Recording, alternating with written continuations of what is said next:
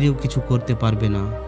যতক্ষণ না তোমার অন্তরে সমস্ত কিছু ঠিক না হবে, ততক্ষণ বাইরেও কিছু ঠিক হবে না।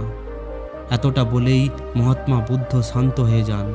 আর ওই ব্যক্তি মহাত্মা বুদ্ধের এই উপদেশের ওপর বিচার করতে শুরু করে। তার কাছে মহাত্মা বুদ্ধের বলা রাস্তা ছাড়া আর কোনো উপায় ছিল না। সে দৃঢ় সংকল্প নেয় যে সে নিজের অন্তরের শান্তি পর্যন্ত পৌঁছেই ছাড়বে। সে ধ্যানের রাস্তা আপন করে এবং এগিয়ে যায়।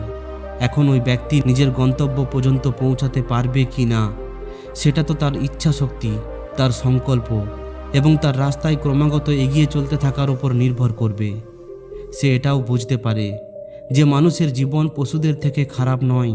এর বদলে সে যে জীবন পেয়েছে সেটাই সঠিক, আর তাকে সে আরও উন্নত করতে পারে।